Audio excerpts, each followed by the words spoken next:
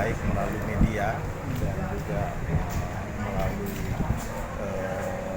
banyak masukan masyarakat bahwa ada diduga ada penyalahgunaan di daerah Tanjung Perak terkait dengan pelepasan 17 kontainer tekstil. Dan tadi kami mendapatkan banyak masukan bahwa dari 17 itu ada 9 yang jalur hijau, ada yang 8 di jalur merah, tetapi prosesnya juga sudah dikeluarkan tinggal 1. Nah, ini yang menjadi tanda tanya besar bagi kami, bagaimana proses di jalur merah bisa keluar begitu saja. Nah, apakah dokumennya sudah lengkap? Ini kan harus menjadi perhatian. Oleh itu kami minta Kejaksaan Tinggi untuk betul-betul memberikan atensi dan memproses ini apabila ada temuan-temuan kerugian terhadap negara. Intinya kami hadir di sini ingin agar supaya kebocoran devisa pemasukan untuk negara itu bisa kita kurangi. Nah, terkait itu juga kan ada menyangkut nama-nama di Komisi 3 termasuk saya dan Pak Sarifudin Suding.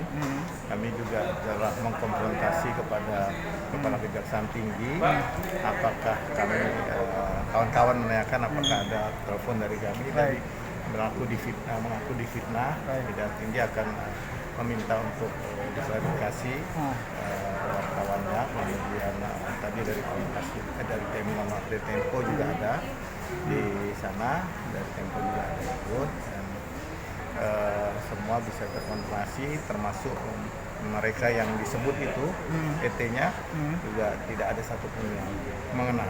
Tetapi inti daripada masalah ini jadi entry point, jadi pintu masuk bahwa banyak sekali pemasukan devisa negara yang ditenggarai itu tidak maksimal. Ini kan baru kita temuin satu tekstil. Nah, kemarin ada masalah juga di Batam dan di Priok tentang tekstil. Belum lagi yang lain. Banyak ya Pak. Bawang, barang-barang mewah elektronik, kemudian mobil dan lain-lain.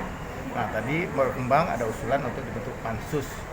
Pansus agar supaya apa? Agar supaya kita bisa meminimalisir kebocoran-kebocoran itu. Ya, jadi pansus nanti kemudian Komisi 3, Komisi 11, Komisi 6 mungkin kita meminimalisir pintu masuknya di sini. Jadi kita tidak akan berhenti di sini.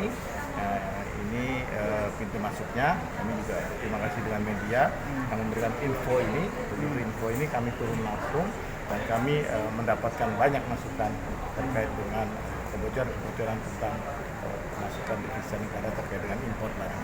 Oke, apakah nanti juga akan kontak di Polda itu atau juga akan membahas seperti itu atau nanti? Ya, ini kan kami dapat masukan. Nah, kami minta Polda juga begitu.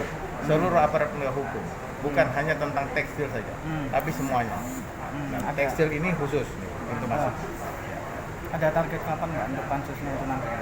Kami pulang akan membicarakan Langsung ya. langsung. Kalau yang ini akan jalan terus. Oke. Untuk ini mungkin hal lainnya Pak, terkait kebakaran di Kejagung ini, mana perkembangannya mungkin Pak? Kita tidak bisa sudun ya. Kita lihat Kejaksaan sudah bekerja dengan baik. Jadi mudah-mudahan musibah ini tidak terulang sebagai pembelajaran kita semua, bukan hanya Kejaksaan tetapi seluruh instansi. Karena bangunan-bangunan yang lama maintenance-nya harus baik. Pak Suding mau tanyakan? Iya. Bongkar ini apa sih intinya selain dari Pak Hafiz dari lingkungan pribadi bagaimana? Ya, saya kira memang tadi kita banyak mendapatkan masukan ya, dan saya kira memang persoalan impor ini yang ada di bea cukai perlu ada pembenahan ya dalam rangka untuk peningkatan pendapatan negara ya.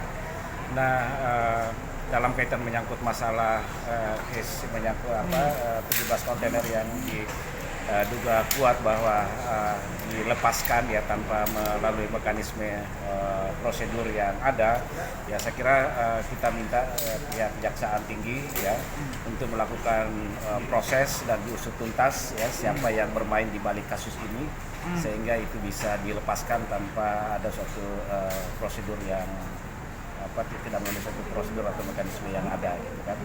Nah, mafia yang ada di pelabuhan ini dalam kaitan menyangkut masalah impor ini harus dibongkar ya, harus diusut tuntas supaya ini juga dalam rangka untuk menertibkan ya, menertibkan para importer yang nakal ya, yang mafia-mafia yang ada di pelabuhan ini yang diduga kuat ada kerjasama dengan instansi-instansi terkait ya, utamanya melalui oknum-oknum bea cukai kan begitu ya.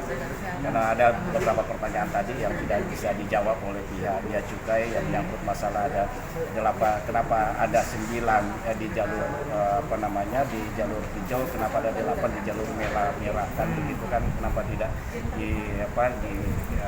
diperiksa secara keseluruhan kan begitu sampai kemungkinan apabila ada ditengarai ada sanksi berat untuk mengatur. Ya saya kira tindak pidana menyangkut masalah kepabianan itu sudah jelas ya. Apalagi ketika di dalamnya ada unsur suap dan sebagainya seperti dugaan oleh pihak Kejaksaan Tinggi. Ya, bahwa pintu masuk dalam membongkar ini adalah diduga kuat ada unsur suap ya yang bermain di antara para importir ya dengan oknum-oknum yang ada di bea cukai. Terima kasih Pak.